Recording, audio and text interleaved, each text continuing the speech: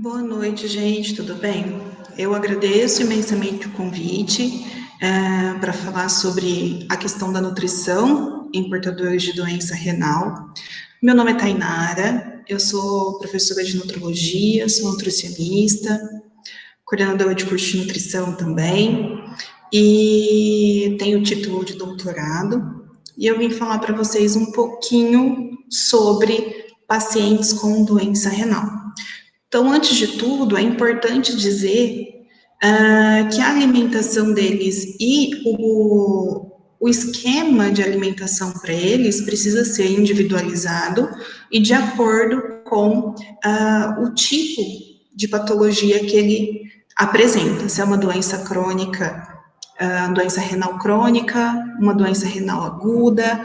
Temos que avaliar também a taxa de filtração glomerular. Então, se eu tiver um paciente mais estável, o controle alimentar é um pouco menos rigoroso. E quando eu tenho pacientes mais críticos, esse controle ele precisa ser muito maior.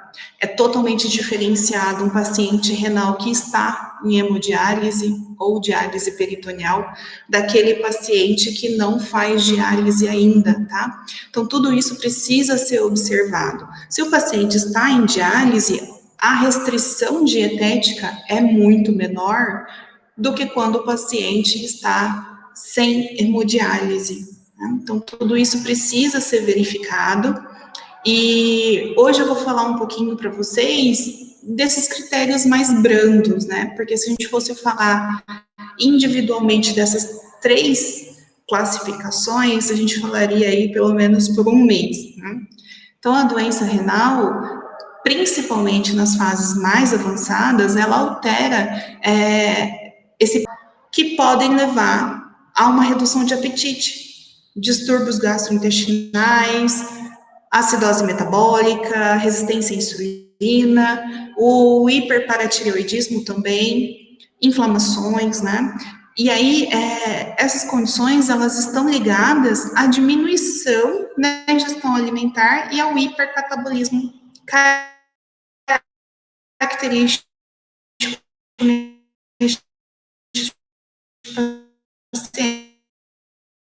de métodos para fazer essa avaliação nutricional, ela é extremamente importante. Então, é importante verificar o apetite desse paciente, fazer um registro alimentar de 24 horas, ou então um diário alimentar de 3 dias, para verificar como que esse paciente está se alimentando.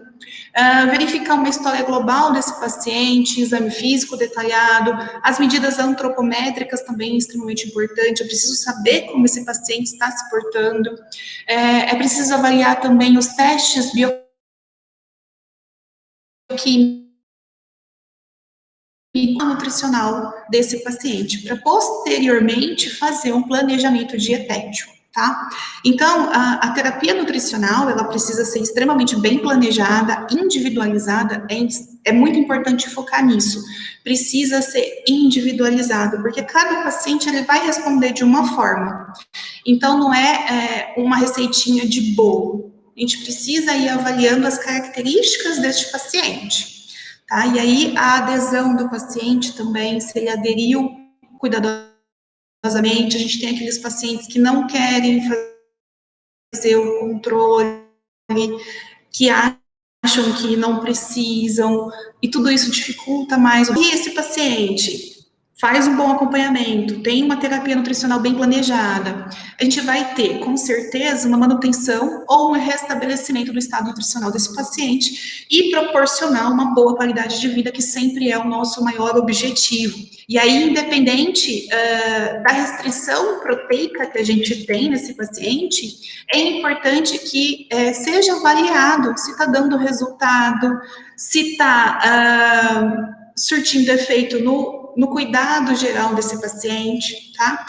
Apesar de a terapia de restrição proteica individualizada, ela ainda ser controversa, tem vários estudos que sugerem que essa restrição é benéfica para o paciente. Então, essa restrição ela é eficaz para controlar o acúmulo desses metabólitos que são potencialmente tóxicos ao organismo, né? Ajuda também na redução da hiperpotassemia, da hipertensão arterial, que é uma das principais complicações dessa patologia e que leva a uma redução da função renal, reduz a proteinúria e é parte fundamental no controle dos distúrbios do metabolismo mineral ósseo também. Então, como objetivo mais específico que a gente tem da nutrição na doença renal, a gente tem manter ou reestabelecer o estado nutricional desse paciente, sempre pensando na qualidade de vida, retardar a progressão da doença renal, minimizar o acúmulo de compostos nitrogenados que são tóxicos e prevenir ou minimizar os distúrbios hidroeletrolítico, mineral, ácido básico e também hormonal. Então, como que eu vou proporcionar isso a esses pacientes? A gente precisa fazer com que esse paciente ele tenha um equilíbrio proteico. Então, na maior parte das vezes, é óbvio que dependendo da taxa de filtração glomerular, dependendo da capacidade da função renal desse paciente, sugere-se, né, uma restrição proteica, né? Então, a gente vai submeter esse paciente a uma restrição, uma quantidade menor de proteína, para poder ativar mecanismos adaptativos. Então, se eu ofertar uma quantidade adequada de energia, a gente garante que as reservas proteicas corporais não sejam depredadas. Então, a recomendação é de 0,6 gramas por quilo de peso, o ideal desse paciente por dia, de proteína alimentar. Lembrando, como a gente tem uma restrição proteica, a biodisponibilidade dessa proteína, ela é muito importante. Então, é necessário que se forneça proteína de alto valor biológico, ou seja, proteína de origem animal, que vá fornecer todos os aminoácidos essenciais a esse organismo. Né? Então, a gente precisa minimizar um pouco, limitar a quantidade de proteína de origem vegetal que é consumida e dar prioridade para as proteínas de alto valor biológico. E aí, com relação à quantidade de calorias, né, a quantidade de energia que é ofertada para esse paciente, é importante que seja de pelo menos 30 quilocalorias por quilo de peso ideal por dia. E aí, vários estudos sugerem que esse valor ele pode ser inferior, desde que o paciente seja sedentário ou em pacientes idosos. Então, eu preciso pensar em tudo isso, né? Se eu tenho um paciente que ele é adulto, idoso, sexo feminino, sexo masculino, tudo isso muda a quantidade de energia que é fornecida para esse paciente. E aí, com relação aos minerais, é recomendado que o sódio seja limitado, até para evitar a hipertensão arterial. O potássio a gente só restringe quando eu tenho uma perda significativa dessa função renal. E aí, como os pacientes normalmente recebem restrição na dieta. No entanto, quando esses pacientes utilizam alguns tipos de medicamentos, como antihipertensivos, inibidores da enzima conversora, pode acontecer de aumentar muito os níveis de potássio. E aí, esse fator faz com que seja necessário a restrição desse potássio alimentar, tá?